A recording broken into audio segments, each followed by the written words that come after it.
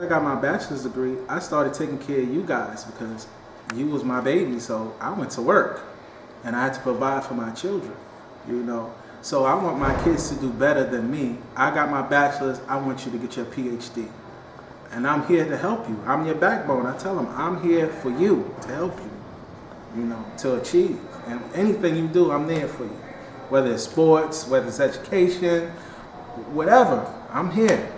So you feel parental involvement is like number one in a child's life, Definitely. especially his Definitely. education. And if you have both parents, it's good. If it's single parent, you know, that single parent is working hard for that child because she wants the best for that child. And she want to teach that child, you know, better than her. If she's single parent, she want her child to be married, to have a husband.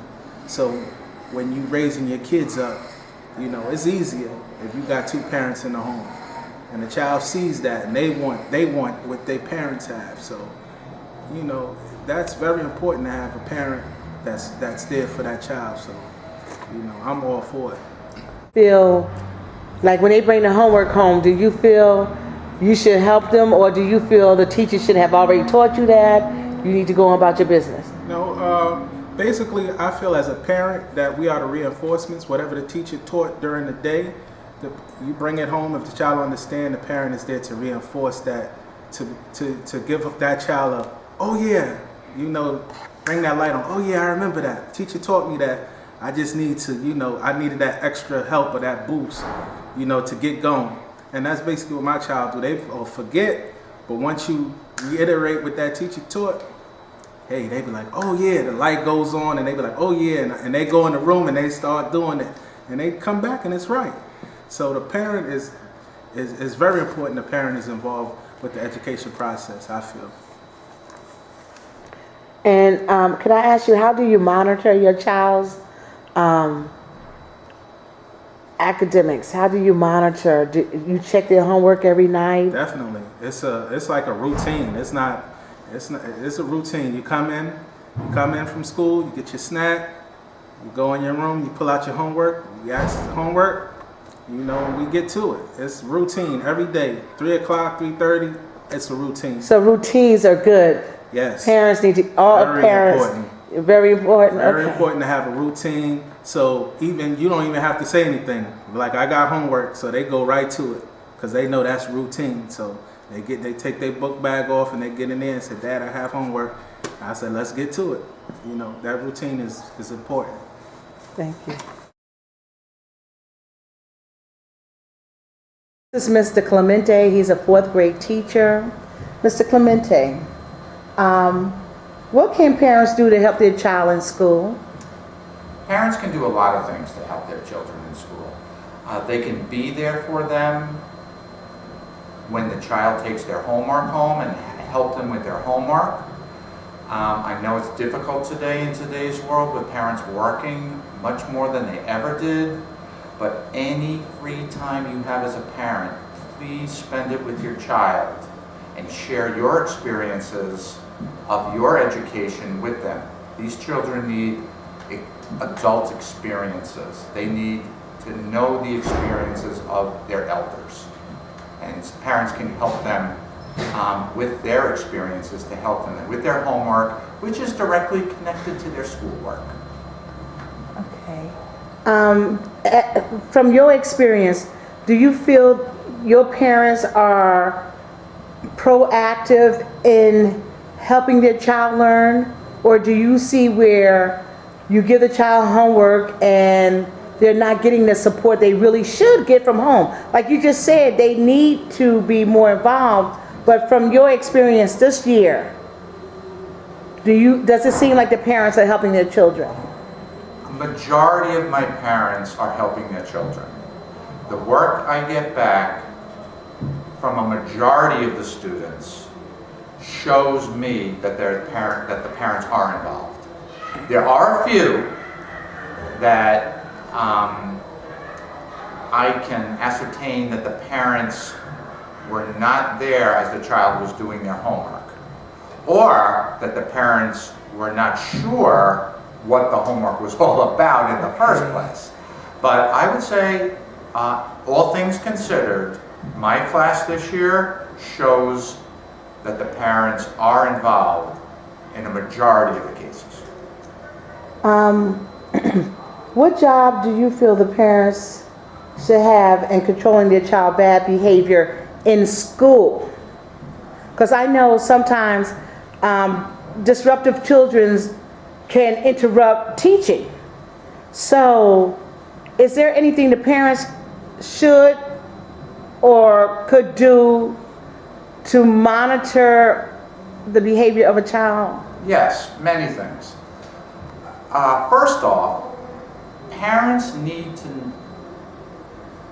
to let their children know what a school is, what the building is, how to behave in a school. They have to define what a school is to children, that it's not a playground. It's not a place to play. It's a place of learning. And this is the way you behave in the school. Some children, I believe, are just dropped off and they have never been told what a school is for. How can a child learn new material and have new experiences with learning if they are unsure what a school, the meaning of a school, and what a school's goals and objectives are?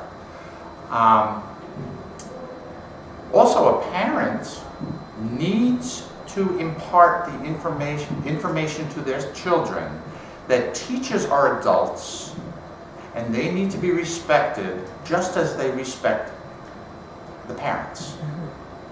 Sometimes children come in and they're very disrespectful of teachers, but they're very respectful to the parents.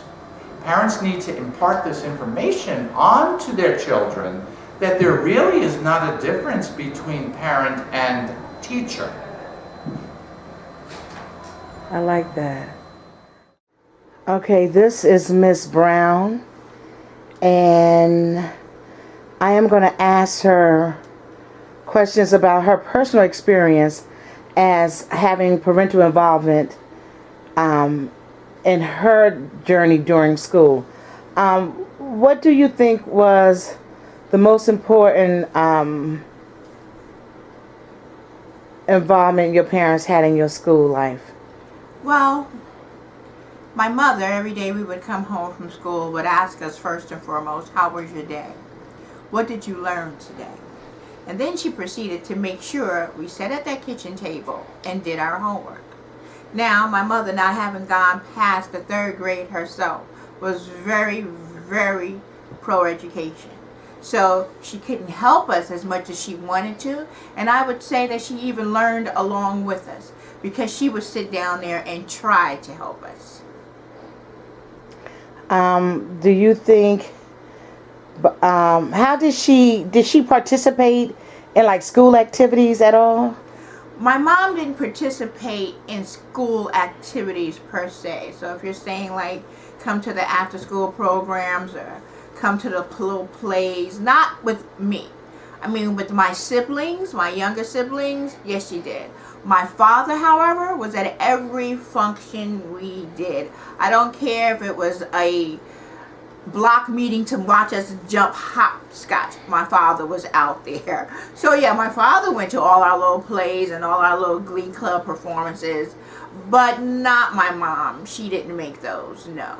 But there was parental involvement. And you was always happy to look out there in that audience and see your parent. So do you think what involvement they did have with your school, it made a difference in your life? It absolutely made a difference because I knew there was someone who cared. I knew that they cared and that they were concerned about me getting out of grammar school, about me getting out of high school, about me wanting to go to college, or whether I wanted to go or not. But at the time that I was in school, the major concern was you're getting out of high school. Absolutely, they were concerned. I thank you for your time, Ms. Brown. You're welcome.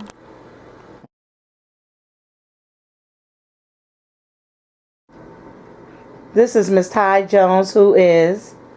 I'm the Chief Executive Officer of 144th and Vine, LLC.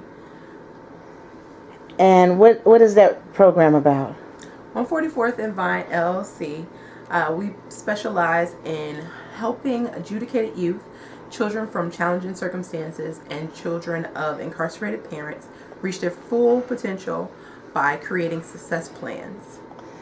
So I'm asking you today to sit with me in this interview as I ask you, what impact do you feel, as also an educator, that parental involvement has on a child's education? Parental involvement is very important for a child's education. It's an integral part of their development because they really need to have a sense of support. And studies have shown that if a child does not have that sense of support in their life, they're definitely going to fall by the wayside. Those are the kids who, they're going to do just enough, or, they're going to do right below, just not to cause too much trouble. Or they're going to act out so they can get attention, or they're going to just be less engaged in the whole academic process. It really has to come from home, the message that education is important.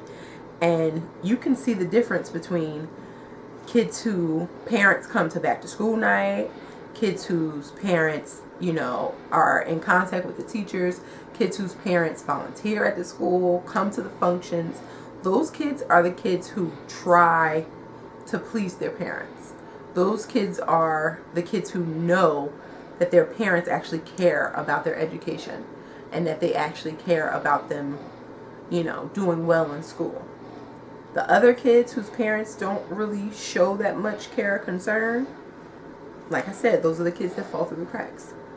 And so do you think those kids also have more of a behavioral problem in school than those kids whose parents are involved? Or do you think it can go both ways, or, the children whose parents are involved and those who are not involved, they both face the same behavior problems in school? I would have to say that peer pressure is a major factor right now with our kids, more so than it used to be in the past. Whereas in the past you would see kids who, if that wasn't who they were, if they weren't bad kids, or I don't want to say bad, there's no such thing as bad kids with bad behaviors. If they weren't, kids who generally would get into trouble, then they didn't try to hang out with those kids who were getting in trouble because it was more of like a fear factor. Like they were afraid of the consequences. And now it seems that the new generation of scholars, there's no fear there. There's no one that's really like holding them accountable for their actions, and everyone wants to be like everybody else, and they just want to try out these things they have no business trying to do instead of the things that are most important. If the parents and the teacher, if the parent automatically, says, let's say the parent comes to back to school night, if the parent makes it crystal clear to their kid, to that student, that Miss Brown is going to call me, and if Miss Brown, here's my number, Miss Brown, you could text me, call me anytime you have a problem. If that parent says that in front of the child, again, that's that fear factor, because they're like, oh man, Miss Brown got my mom number. Miss Brown going to text my mom.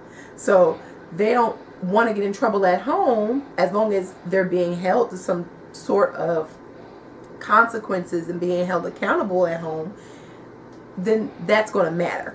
If they aren't being held accountable at home or held to some sort of consequences, then that holds no weight at all. So I think, to answer your original question in terms of when should it begin, Yes. it's got to begin from toddler age. You have to hold kids accountable for their actions. Thank you. You're welcome.